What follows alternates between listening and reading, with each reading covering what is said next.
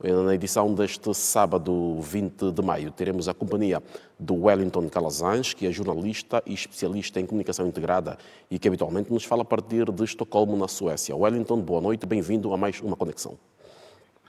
Boa noite, David. Boa noite a você assistindo ao canal TPA Notícias, aqui no programa Conexão Angola. É um prazer estar aqui de volta. Wellington, é para si que vamos agora, justamente com a mesma questão. Estará agora a Rússia em condições, será o ator ideal nesta altura para se oferecer como mediador para a crise que assola o Sudão, ante esta iniciativa que já está em curso, que é da Arábia Saudita?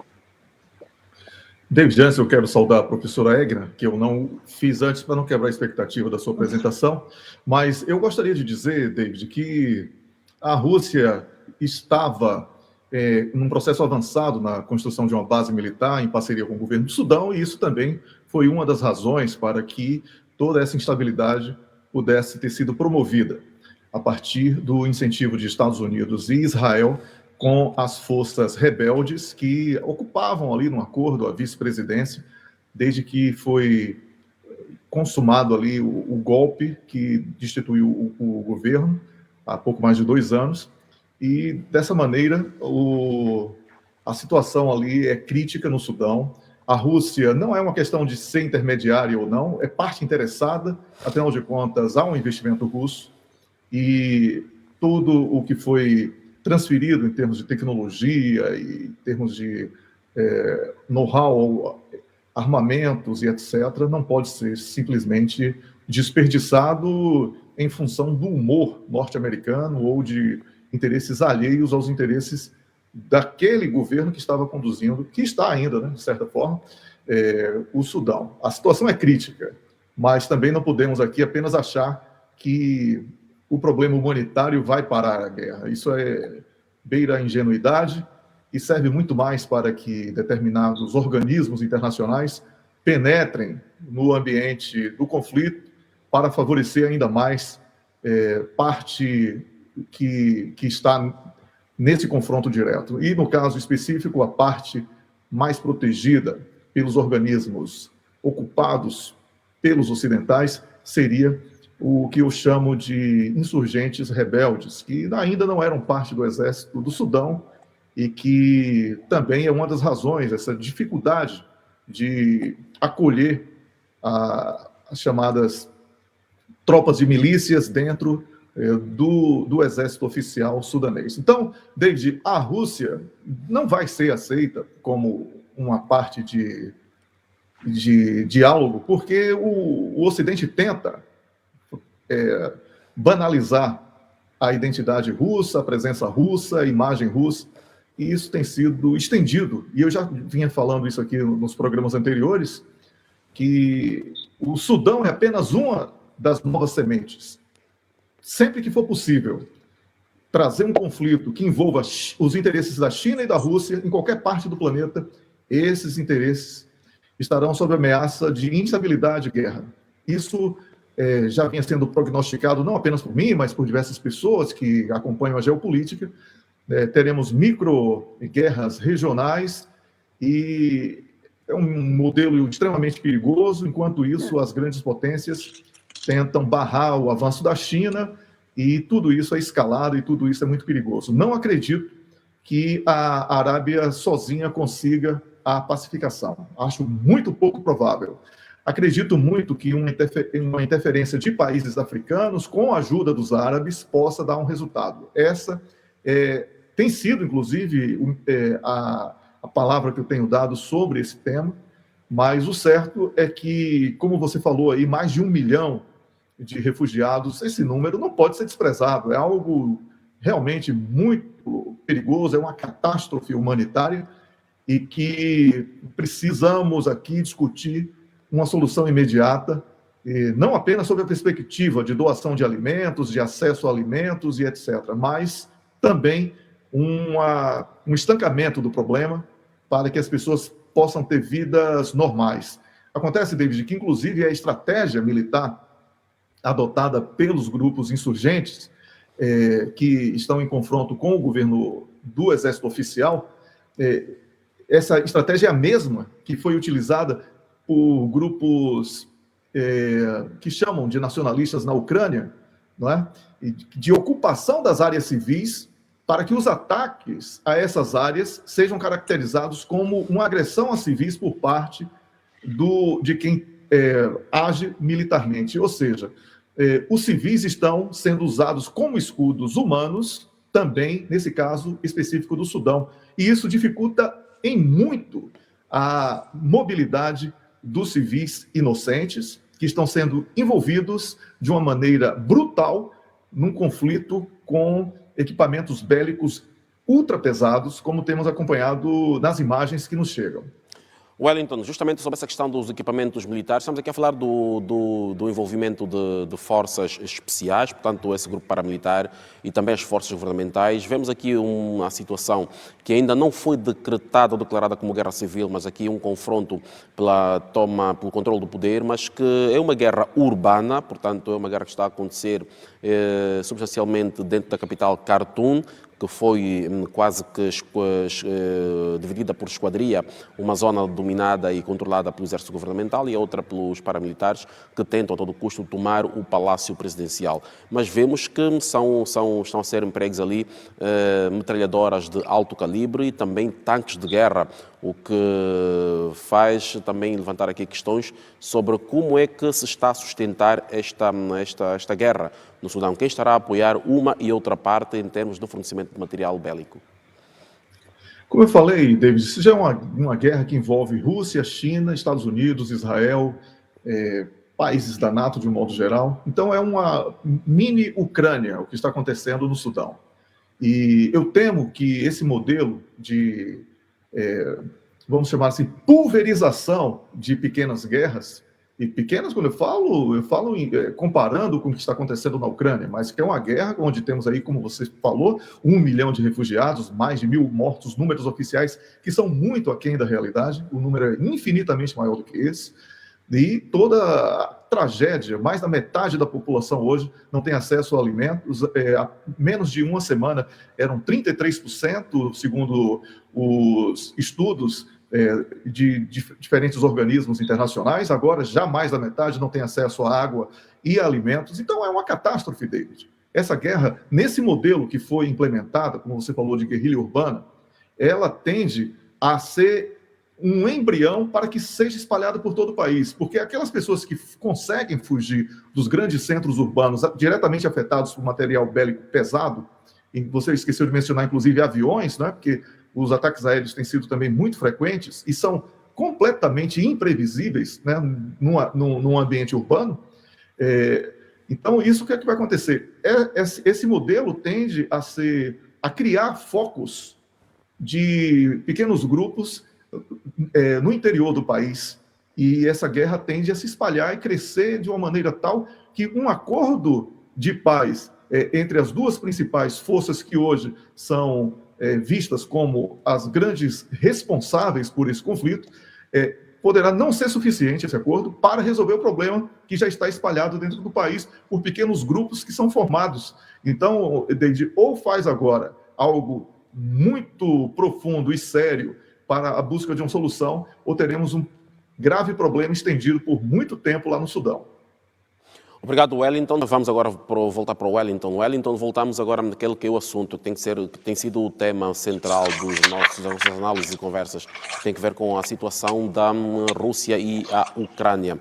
Este sábado, até o início de hoje, as informações eram ainda algo confusas por confirmar sobre o controlo de Bakhmut.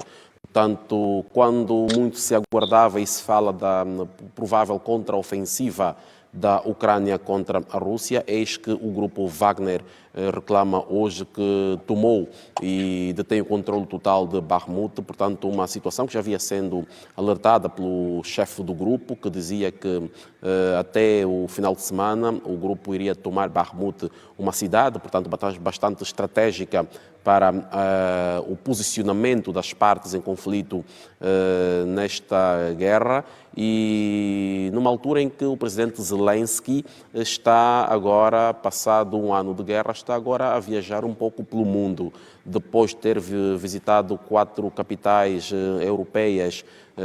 Zelensky esteve na Arábia Saudita, onde participou de forma presencial da reunião da Liga Árabe, onde foi solicitar apoio dos países árabes e também o isolamento da Rússia. Zelensky participou neste sábado também de forma virtual de mais um painel da Cimeira do G7 que decorre em Hiroshima, no Japão, e, portanto, amanhã viaja mesmo para o Japão para participar da reunião presencialmente.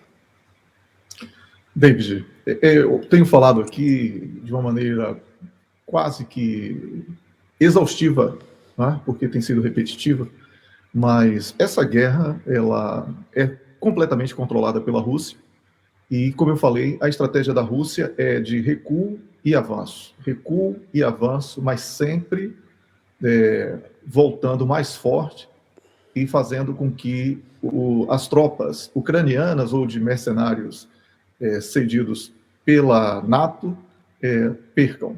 E, com isso, a Rússia vai ocupando cada vez mais território ucraniano, e aquilo que parecia uma estratégia inicial de criar uma espécie de cinturão de proteção às fronteiras da Ucrânia com a Rússia, ganha agora uma tendência a uma expansão da estratégia.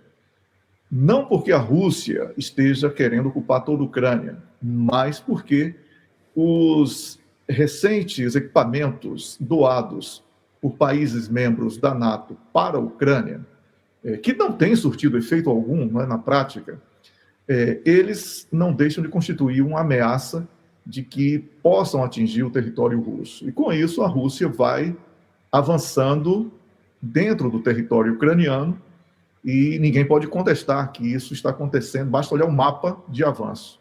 Então, aqui não é uma questão de preferência sobre um lado ou outro, é uma análise do mapa.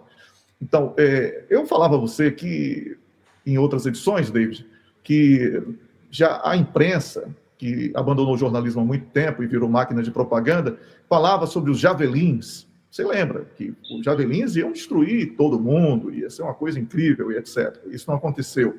Recentemente, os tanques. E agora, os tanques com bomba suja, né, que são armas nucleares de baixa potência, mas que teriam capacidade de perfuração de tanques inimigos, que foram doados pelo Reino Unido para a Ucrânia. Tudo isso destruído. Tudo isso já, inclusive, gerando um desconforto, porque o índice de radiação na Polônia está aumentando e tem sido tema escondido de toda a imprensa aqui na Europa, porque pode estar acontecendo, nesse momento, um grave problema de irradiação em função dessas armas que teriam sido destruídas pelos russos.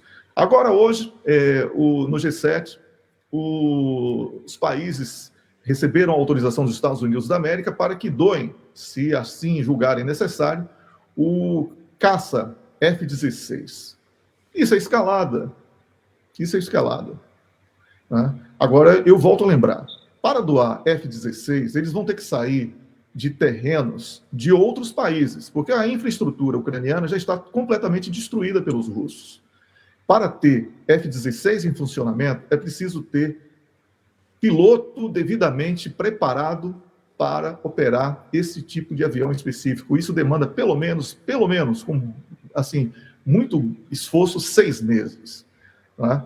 E, para além disso, não acredito que os países que investem tanto num caça tão caro como é o F-16 estejam dispostos a entregar assim a Ucrânia para que eles sejam abatidos em terra, né? Não vão conseguir sequer sair do solo. Então, David, vejo que essa situação da Ucrânia, a cada dia que passa, ela fica muito mais clara como uma tentativa de preparação do Ocidente para um confronto com a China. E é uma ocupação da Rússia e uma tentativa de fazer com que a Rússia fique isolada para que fique enfraquecida, o que também não está acontecendo do ponto de vista econômico, do ponto de vista bélico, etc., mas que o grande alvo aí é a China. Isso tudo, inclusive o G7 de hoje, falou mais sobre a China e atacar a China, a imagem da China, do que sobre o confronto entre Rússia e NATO em solo ucraniano, como temos reportado aqui nos últimos 15 meses. Então, David, não vejo visita de Zelensky como proveitosa para a Ucrânia, não vejo que esse cenário de guerra na Ucrânia será revertido, vejo que a Rússia domina o território ucraniano com tranquilidade, e porque domina o espaço aéreo, quem domina o espaço aéreo domina todo o restante, e é um momento oportuno para falarmos sobre paz. Mas isso não está na cabeça dos líderes ocidentais, que precisam dessa guerra para esconder os problemas dos seus países. Porque quando os povos ocidentais tiverem uma noção dos graves problemas nos quais foram mergulhados, não só por causa da Ucrânia, mas antes, por causa de pandemia, e antes da pandemia, irresponsabilidade fiscal, muitos governos irão estar mais desgastados do que o que vemos aí com o Macron na França. Então, esse problema na Ucrânia, David, para mim é uma página que está sendo arrastada, é um capítulo final que tem sido preenchido de acordo com as demandas russas e não mais do Ocidente, porque para a Ucrânia é uma guerra perdida. Obrigado, Wellington. Então, Wellington, por onde tem passado? O Zelensky pede apoio, pede o isolamento da Rússia, garante que a Ucrânia vai ganhar este conflito militarmente, entretanto dispensa mediação. Disse-o no Vaticano, ao Papa Francisco, que a Ucrânia dispensa qualquer mediação para a paz, e também disse-o agora na Arábia Saudita, que foi à procura de parceiros, mas que dispensa qualquer mediação para negociações. Numa altura em que o enviado especial chinês já trabalha com as partes, e na reunião que foi mantida em Kiev, o enviado chinês diz que espera ver sinais concretos de paz vindo das duas partes. Isto que faz antever de que a conversa que manteve com as autoridades ucranianas não dão este sinal. David, já vínhamos falando que o propósito do Volodymyr Zelensky é de manutenção da guerra. Ele não tem autonomia para dizer que vai negociar a paz. Então, na medida em que os norte-americanos, o presidente Joe Biden, avisa que vai oferecer novo pacote de dinheiro, que ninguém vê chegar, inclusive, né? E de armas e etc., para a Ucrânia, ele está dizendo a Zelensky, não ouse falar sobre paz. Né? Esse é o recado direto.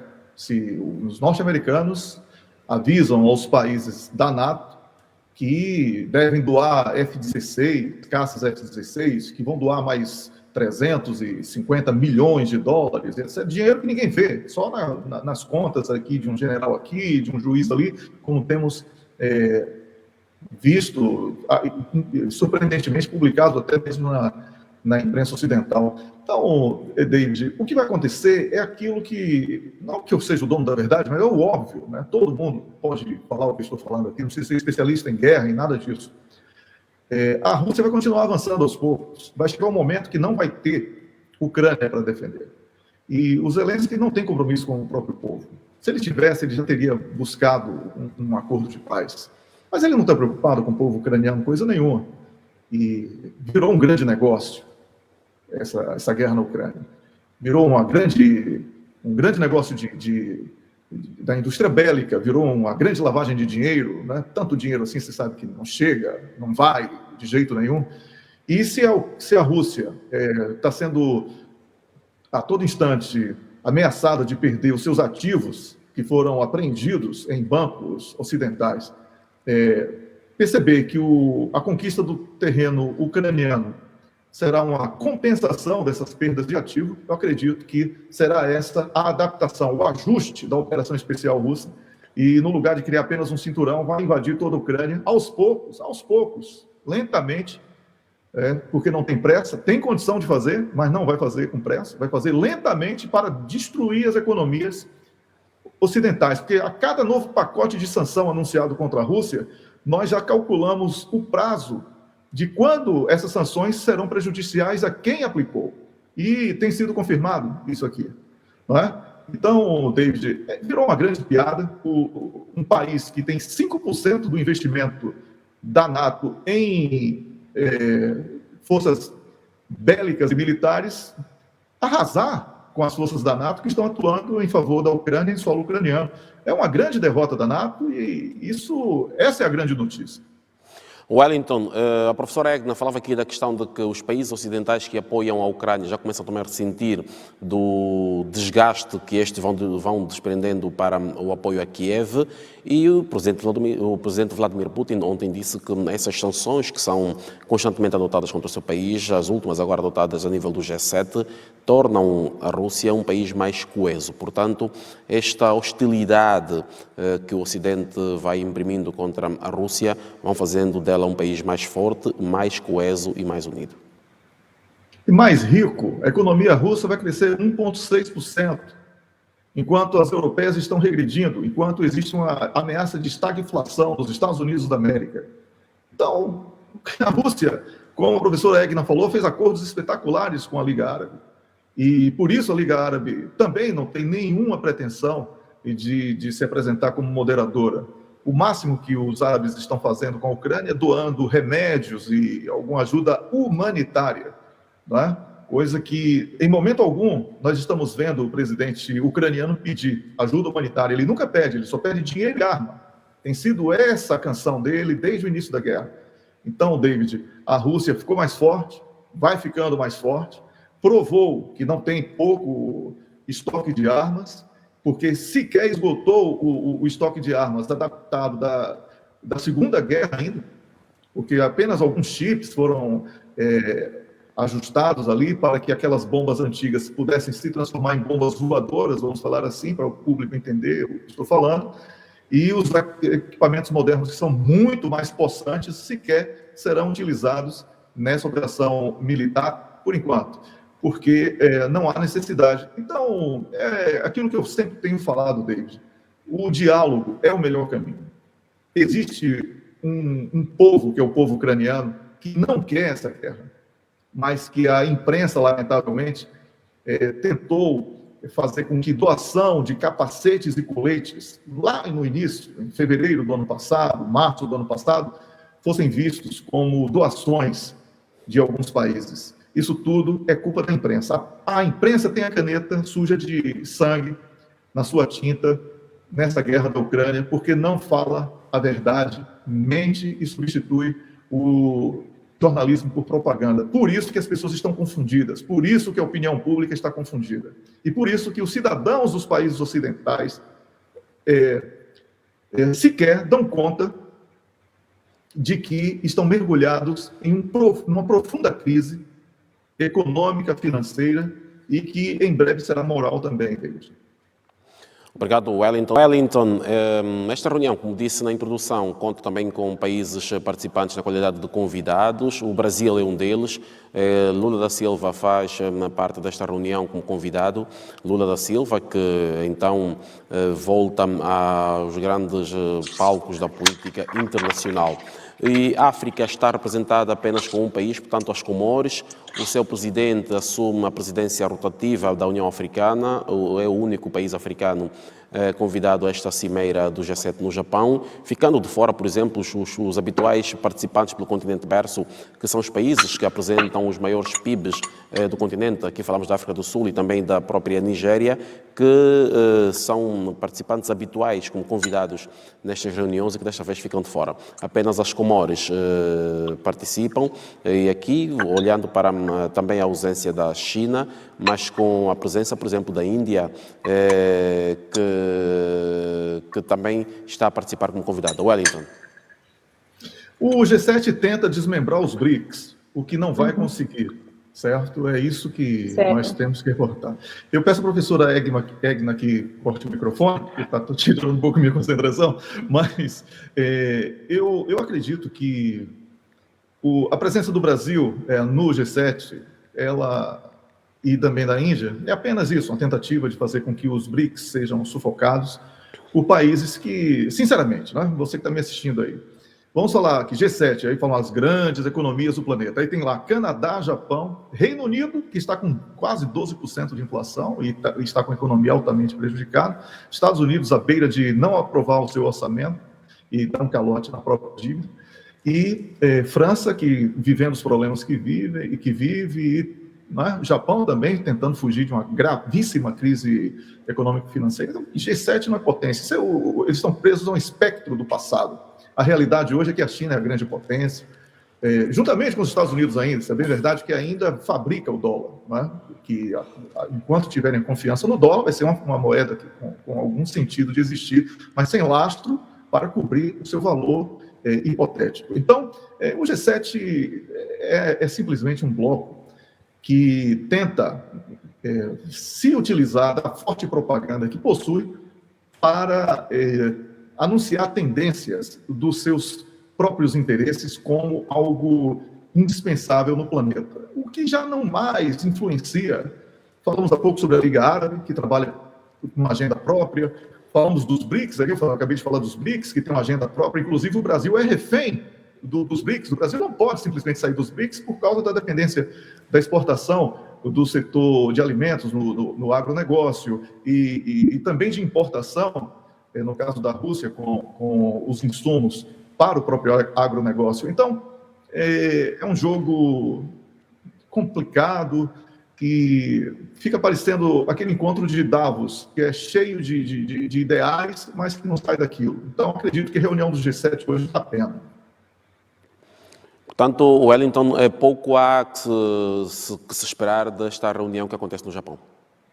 Sim, o que é que vai influenciar? O G7 já está reunido através da NATO contra a Rússia e contra a China, mas não está mudando nada, né, para eles. Então, é mais uma sessão de wishes, né, que eu costumo dizer aqui, desejos.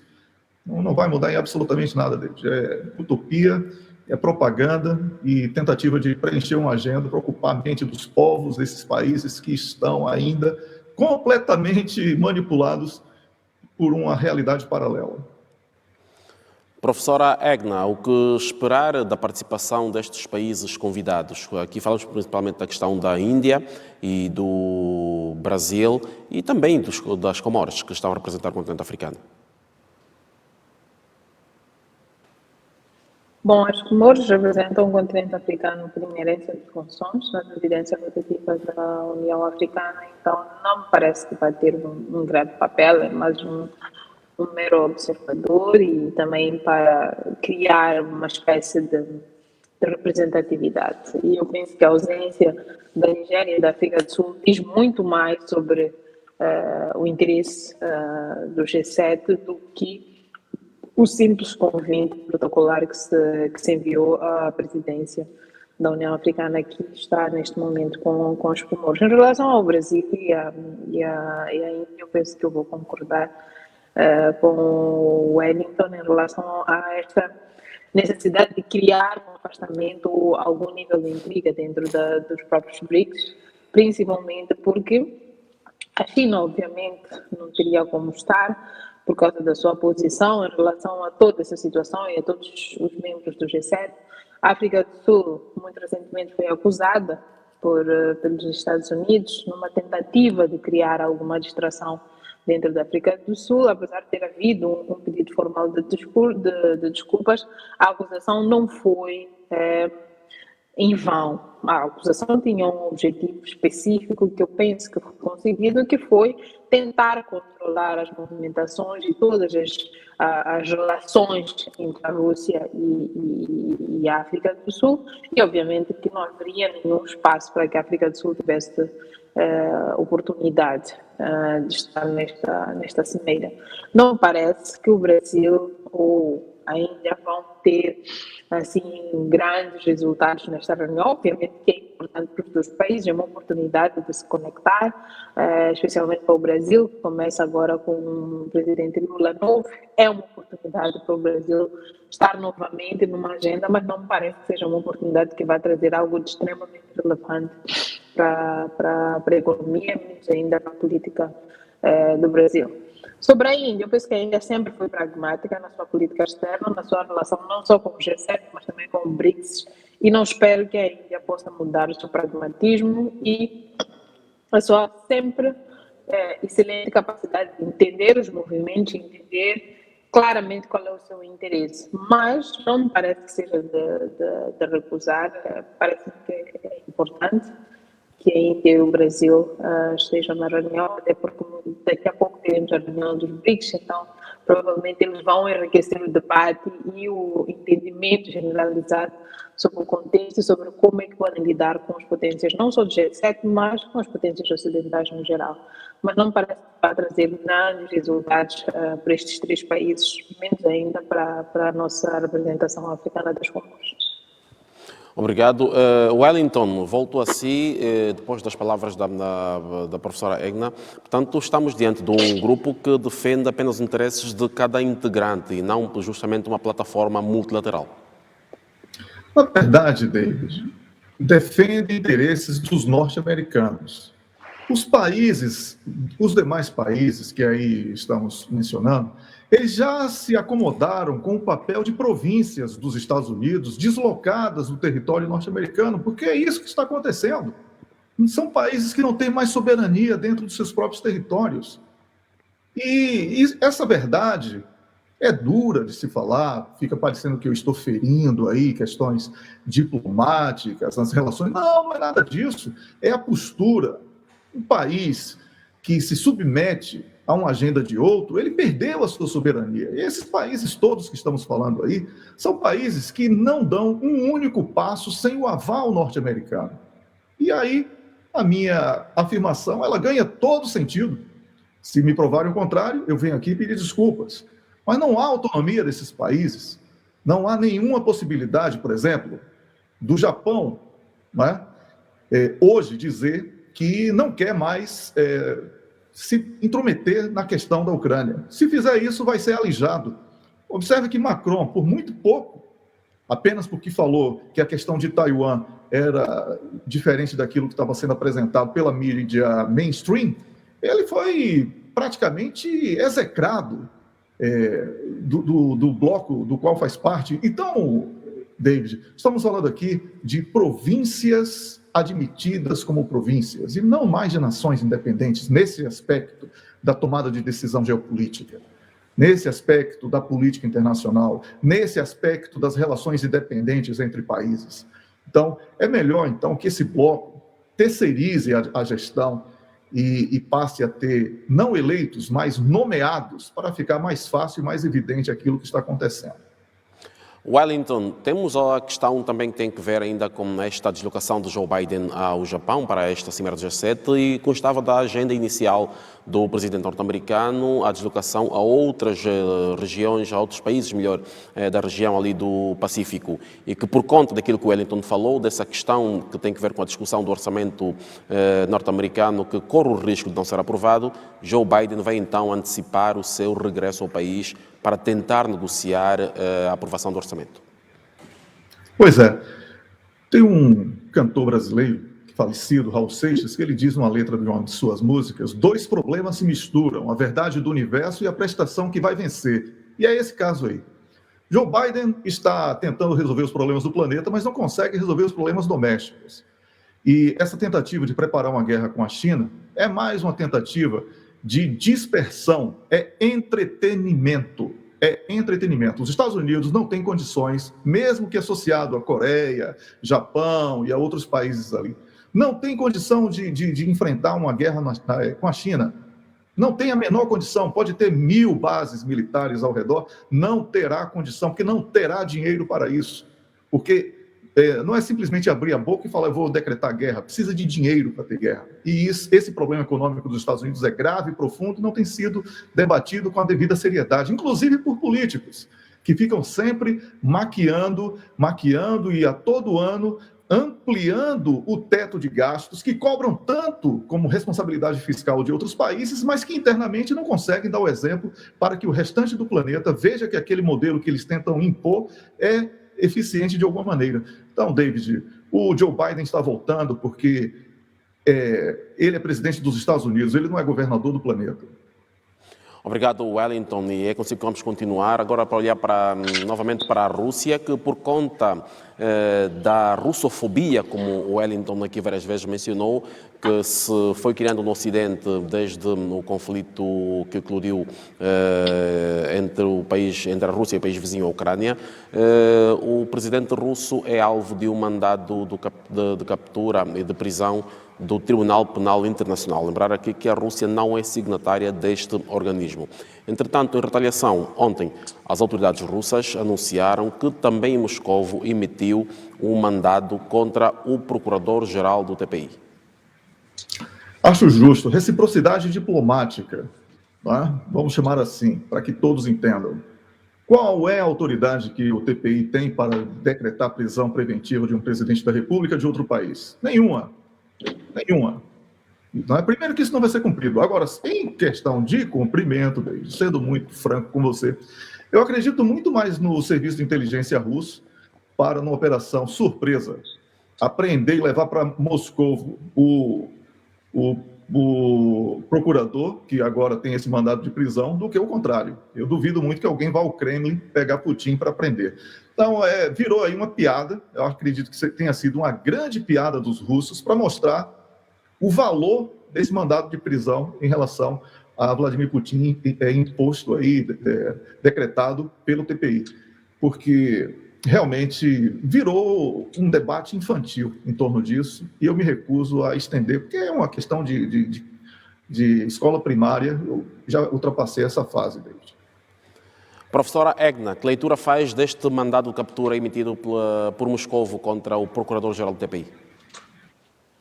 Bom, eu penso que Moscou não fez mais do que demonstrar total desconforto com este mandado de prisão do Tribunal Penal Internacional, e perante a insistência e continuação deste mandato, não havia mais nada a fazer. Infelizmente, é um mau precedente para o juiz que emitiu este mandato, porque claramente que a Rússia tem uma maior capacidade de fazer valer o seu mandato e de, muito provavelmente, trazer a para da justiça. Não sei se uma justiça justa, como diria, se uma justiça dos tribunais russos, mas penso que esta é uma forma que a Rússia encontrou de demonstrar seu desconforto e demonstrar que não está absolutamente satisfeita com a forma como esta questão foi tratada. Não só porque não foram demonstrados, não foram comprovados nenhum dos crimes pelos quais se acusa o presidente russo, não mais do que o que existe na imprensa e as alegações de violação de direitos, não só de crianças, mas também dos direitos humanos durante a guerra. Então eu penso que não é mais do que uma demonstração de força e de desconforto total com a questão do TPI. Obrigado, professora. Wellington, é para si que volto agora com uma situação que está a ser, portanto, bastante debatida no circuito político interno e não só na sociedade brasileira, que tem que ver com a alteração da carteira de identidade, aqui conhecida por nós angolanos como o bilhete de identidade, ou OBI, que vai passar a deixar de trazer a menção quanto ao género. Aqui, os defensores desta medida, que já foi aprovada, portanto, dizem que a melhor forma de fazer a inclusão das pessoas que têm orientações sexuais próprias, diferenciadas daquelas que foram tradicionalmente conhecidas e educadas num passado não muito longínquo, mas que hoje se apresenta uma realidade diferente. Portanto, falamos aqui da comunidade LGBTQIA+. Portanto, quase que semestralmente aumenta-se sempre mais uma letra ou uma sigla para esclarecer ou clarificar a orientação sexual de pessoas que se sentem diferente das restantes. Olha, David, eu vejo que, para além da questão do gênero, também do nome, né? Que o nome social vai ser admitido na carteira, isso vai favorecer o crime, não é? Vai favorecer muito a mudança e falsificação de documentos em breve, com pessoas se apresentando com nomes diferentes. Essa é uma questão. Sobre a questão de gênero, eu vejo isso como um grande modismo. A doença ocidental pegou, lamentavelmente, através de ONGs que atuam no Brasil com consentimento de autoridades frágeis, vulneráveis à influência externa, e esse modismo chegou no Brasil para o meu lamento profundo. Estou vendo aqui na Suécia o arrependimento profundo das autoridades por terem permitido tratamento de mudança de sexo em crianças, e que já foi proibido imediatamente depois, com um grande número de problemas de distúrbios psicológicos e psiquiátricos sendo notado a partir daquela decisão, e é o que vai acontecer no Brasil. Esse incentivo no lugar do tratamento psicológico e psiquiátrico, estão dando às pessoas a oportunidade de manifestar suas loucuras através de documentos oficiais, porque é disso que se trata, de um distúrbio psicológico e psiquiátrico. Alguns genéticos, mas muito poucos, não seriam razões para uma mudança de documentação tão importante como é um bilhete de identidade. Então, David, eu sou do tempo, e do ponto de vista religioso, que sou cristão, de Adão e Eva, e do ponto de vista científico, cromossomo X e cromossomo Y. Se mudarem essa questão na ciência, com comprovação realmente, aí eu vou ter que concordar e vou voltar aqui pedindo desculpa sobre o que eu estou falando. Por enquanto, eu vou na ciência para que não diga que é uma questão religiosa. Cromossomo X, cromossomo Y é o que define. Então, eu acho que os governantes brasileiros teriam ali taxa Selic de 13,75% para discutir, teriam questão de PPI para discutir dentro do país, mas preferem esses temas que são secundários e que ocupam as mentes do povo brasileiro e que deixam de debater as questões importantes da economia e da soberania, inclusive territorial brasileira, para debater essas banalidades. Obrigado, Wellington. Professora Egna, que análise se lhe oferece fazer sobre esta realidade que se vive no Brasil, mas que começa a ser cada vez mais uma tendência um pouco por todo o mundo? Bom, minha opinião pessoal é que muito provavelmente se havia um interesse supremo de defender os direitos humanos, os direitos das minorias, era preciso entender que a defesa das minorias não pode pôr em causa o interesse das maiorias. Eu penso que no caso desta aprovação desta lei, houve aqui um excesso ao pôr em causa o interesse das maiorias e criar uma certa instabilidade social. Eu penso que não havia necessidade, espero que o Brasil repense um pouco nesta decisão.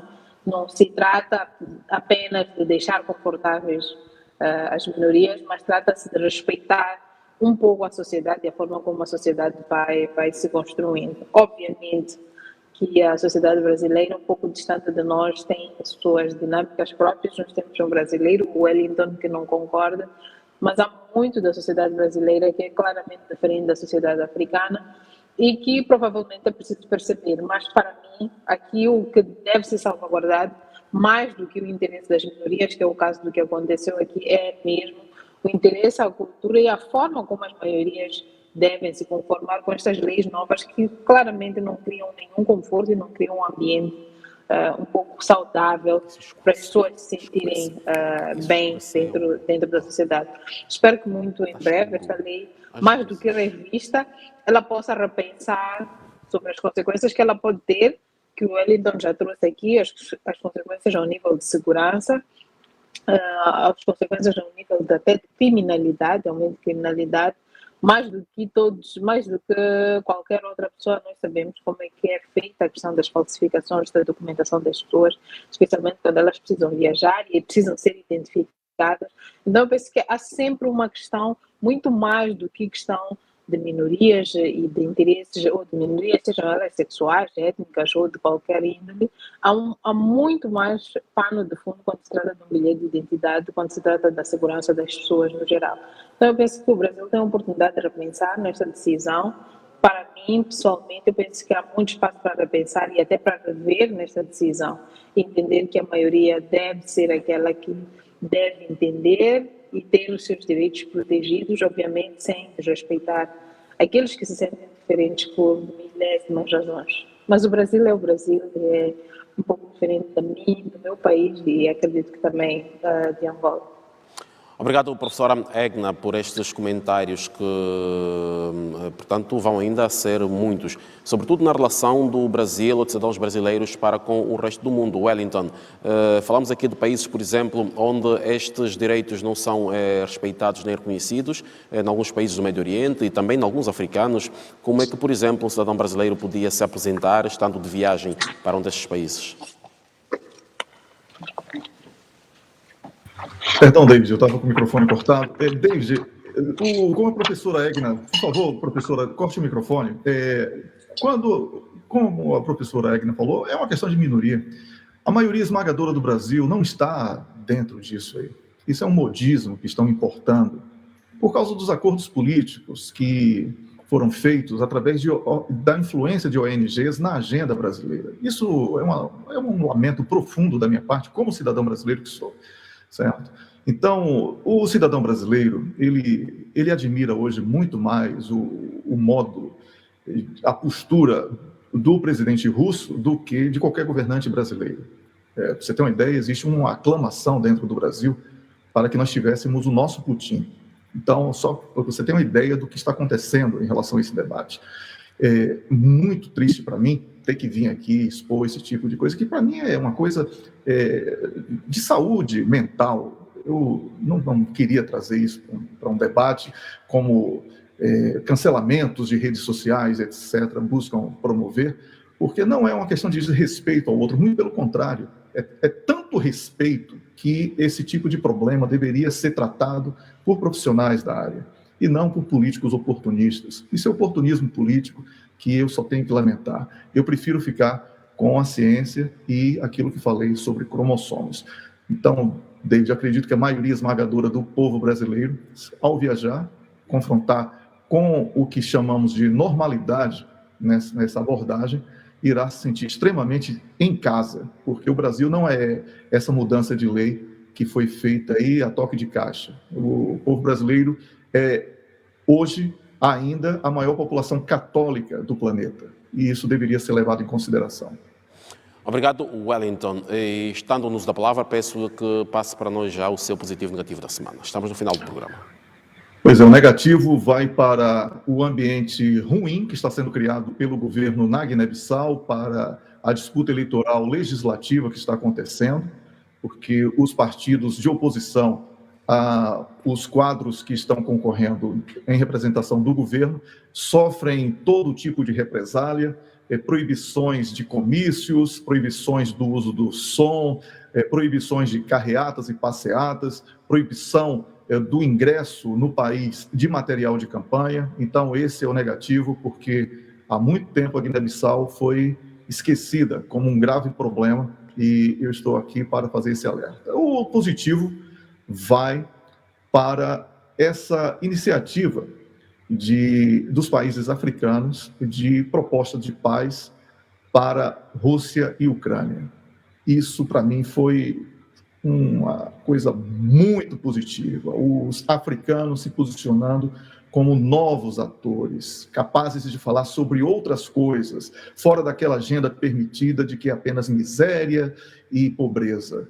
Os africanos estão unidos em torno de uma agenda de paz, e isso é muito relevante para o continente como um todo. Obviamente que os focos de instabilidade, etc., que conhecemos, e que também são provocados por mão invisível, como você gosta de citar, mereçam destaque. Mas essa iniciativa africana merece a exaltação, David. Obrigado, Wellington. Agradeço também ao Wellington Calazans pela presença mais uma aqui no Conexão Angola, o programa de análise e comentário de atualidade internacional. A ambos, muito obrigado, boa noite, até ao próximo programa.